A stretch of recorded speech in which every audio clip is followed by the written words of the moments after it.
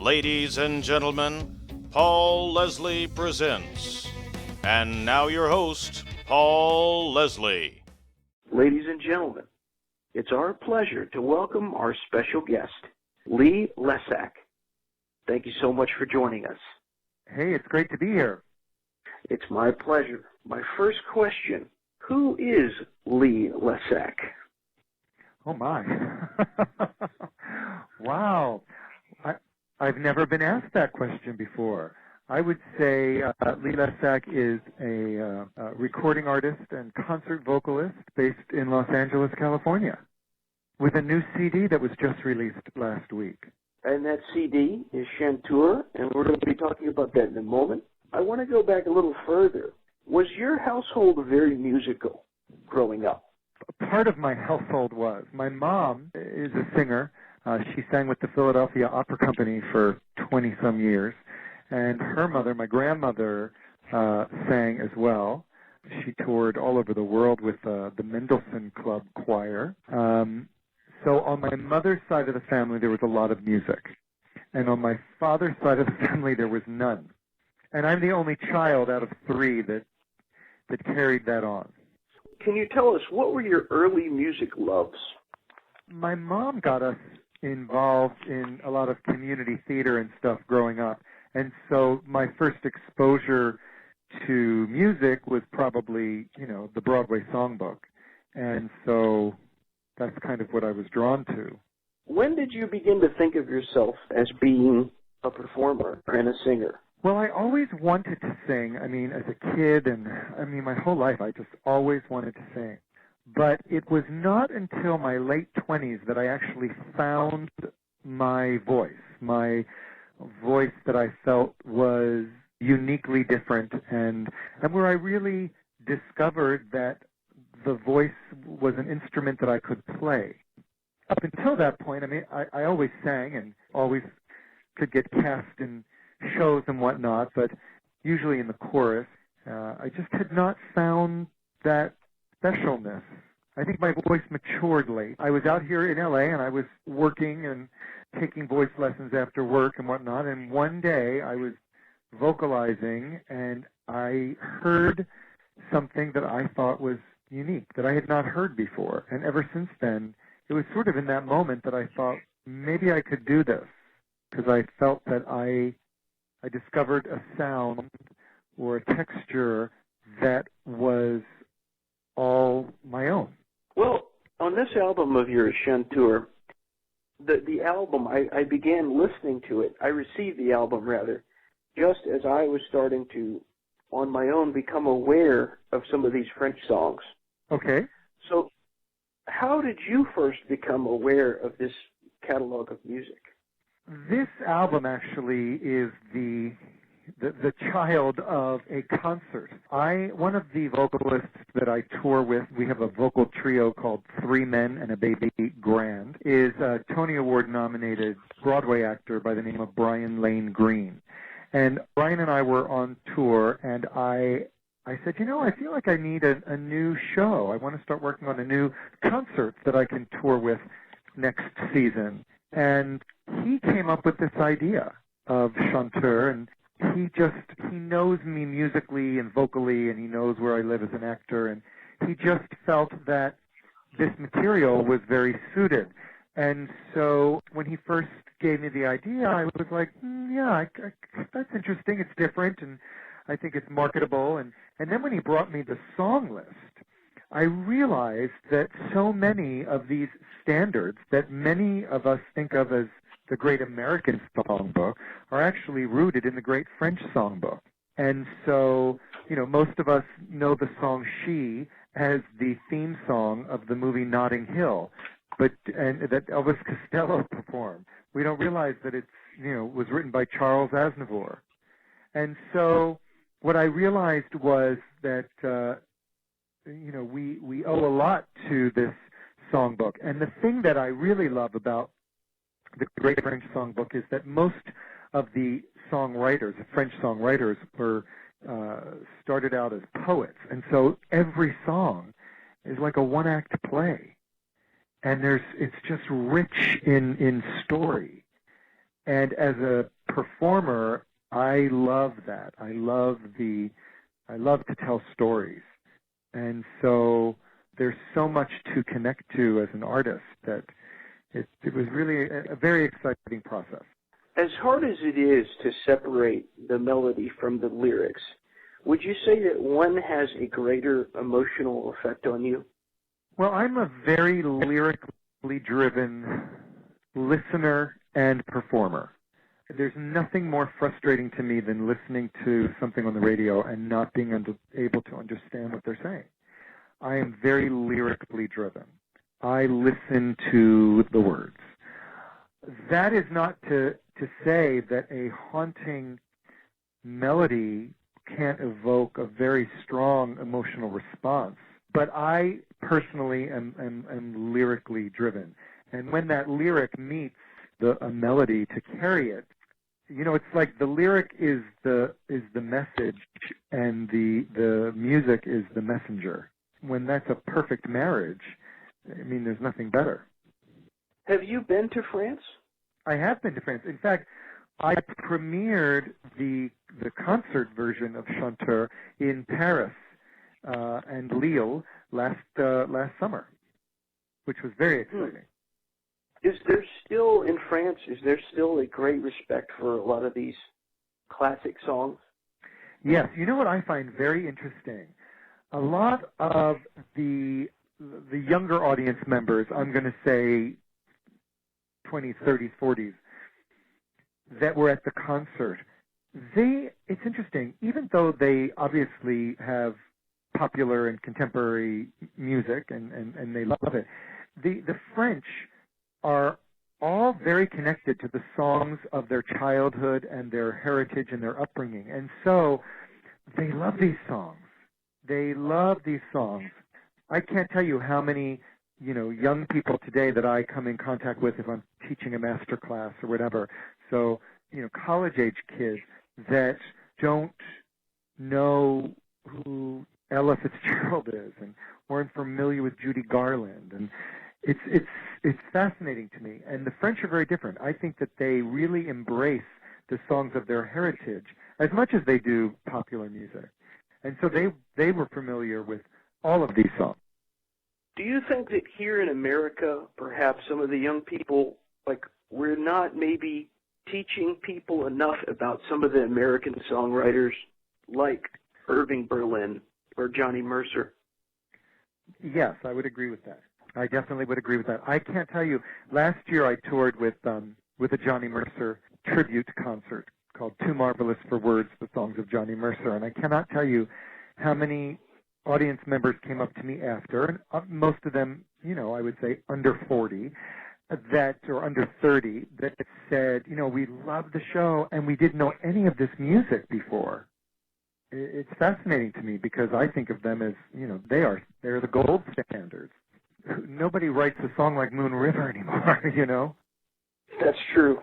Well, on your album, Chanteur, do you have a favorite song, or could you pick a favorite song from the record? Oh, gosh. It's like trying to pick a favorite child.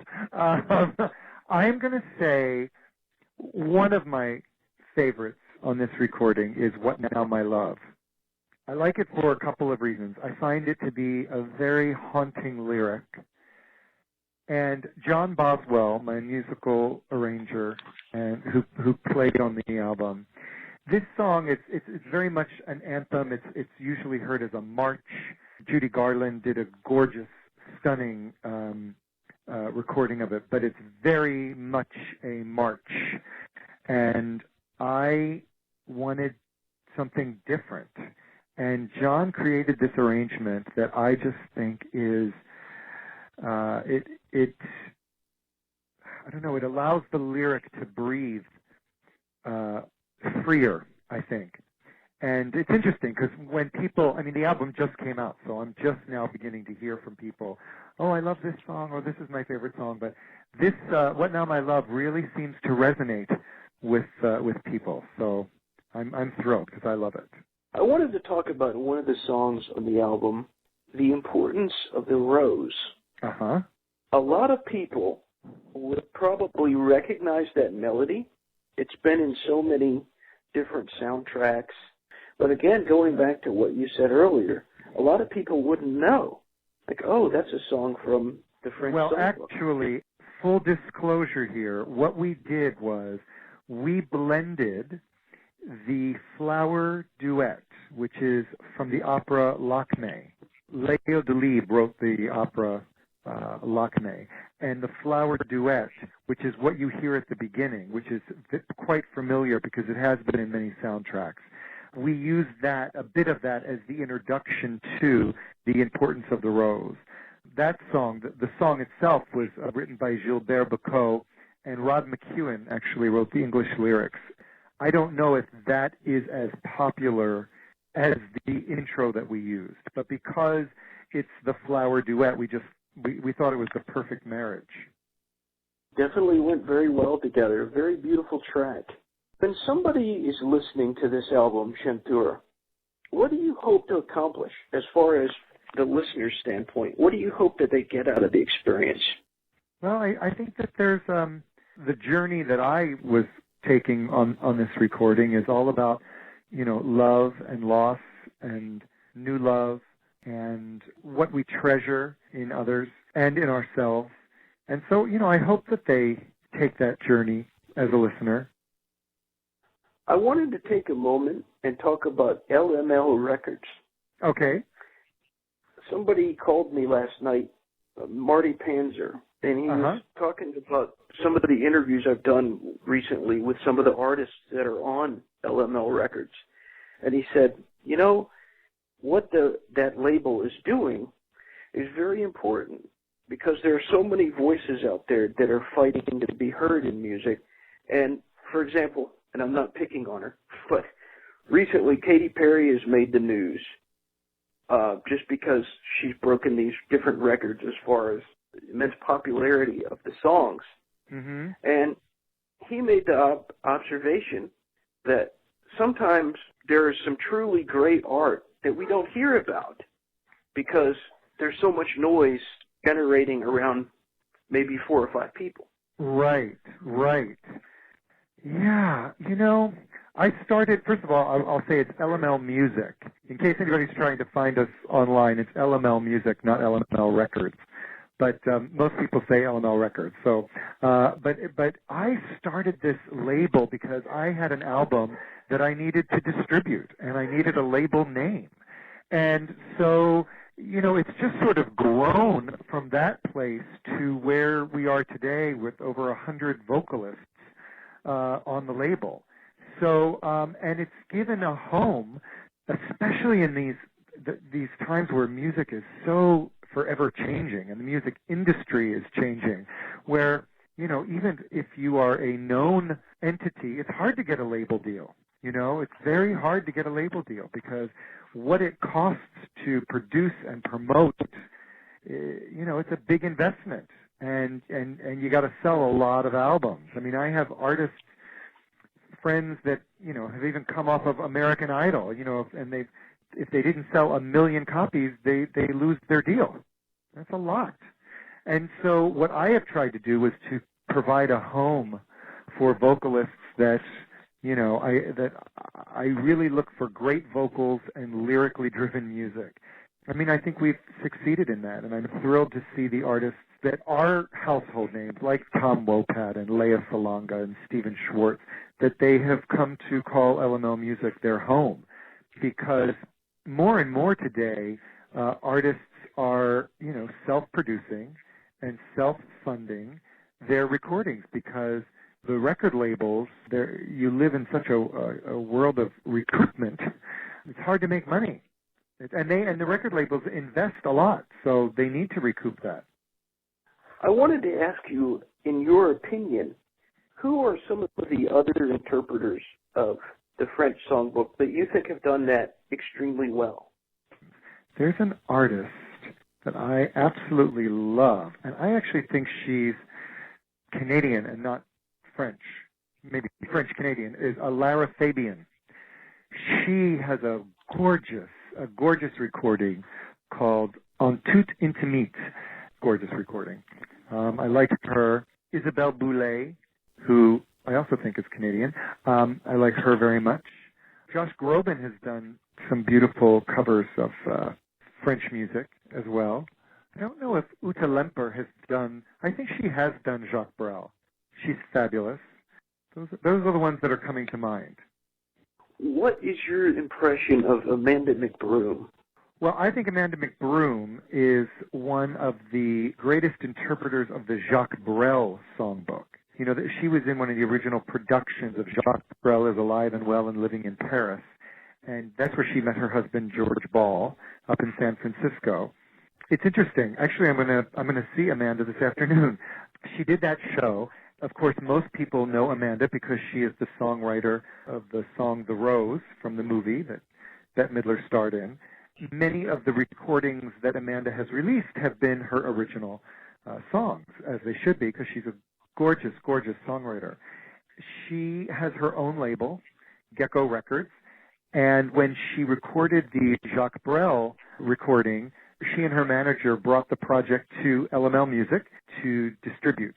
And so I'm thrilled because she's been a friend for a long time, and I'm a big fan of her work, that we distribute that recording. I think it's some of the most inspired arrangements of Jacques Brel that I've ever heard. Just gorgeous. And she included songs that I had never heard, and I thought that I knew the entire songbook because I'm a big fan of Jacques Brel. That's been really thrilling. Her CD is called Chanson. I just think it's gorgeous. Tell me about an upcoming performance that you have with Amanda McBroom. Yes, I'm thrilled to be sharing the stage with her. Since both of our new recordings have a French composer connection, we have teamed up for a concert called Chansons d'amour, the Songs of Love. And we premiered it in Austin, Texas this spring. And it was just so much fun. I've not performed in concert with Amanda before, and it was just a joy. We are part of the summer series at the John Anson Ford Amphitheater, which is a charming 1,300-seat outdoor amphitheater across from the Hollywood Bowl, nestled into the Hollywood Hills. And we are performing our concert Chansons d'amour on Friday, October 7th. It's going to be quite a night. It's just a really magical venue. We've both performed there before in separate productions, and it's just a magical venue, you know, out under the stars. It's a very intimate theater, even though it's 1,300 seats. I think this music in that setting is just going to be delightful. What is the best thing about being Lee Lessack? Aside from being on the Paul Leslie Show? Come on now. Well, I don't know. I'm a pretty nice guy. And I think that in terms of music, if we're going to wrap this around music, I think that there is a warmth and accessibility to my voice and in my recordings that really touches the listener's heart. And I could not ask for anything more than that. Wow, very well put. I have two final questions. Okay. One is somewhat lighthearted. What is your all-time favorite meal? Well, I'm going to have to say, it's probably not politically correct, but there's nothing like a good lamb chop. You're speaking my language there. You're based in Georgia, right? I am, yep. Okay, then we're safe. Yeah, we're safe. We're safe here for the most part. Now, for my last question, like this music, it's heard all over the world. For anybody who's listening to this interview, no matter where they are, what country, where in America or beyond, what would you like to say to all the people who are listening in? It's been great to meet you on the air, and I hope you'll take a listen to Chanteur and then spread the word. I'm finding, that in this day and age of social media and cyber chatting and tweeting and internet radio and whatnot, it's just amazing how I would love for this album to spread like Susan Boyle's YouTube appearance on a Britain's Got Talent. That's what I'd love to happen. Is that too much? No, not at all. Well, sir, I appreciate very much this interview, And for anybody that wants to find out more about you, they can go to www.lmlmusic.com and then also to your website. And I was hoping you could share that with everyone. Yes, I have a website. It's leelessack.com, LeeLessack.com. And everyone can go there and they can find out more about what it is that you do. And I really appreciate this interview. Yes, it was a pleasure to meet you and to be on the show. And hopefully we'll do it again soon. I hope so. And if you're in Atlanta, I hope to hear you sing personally. It's a deal. All right, Lee. You have a good day. Yes, you too. All right. Bye-bye.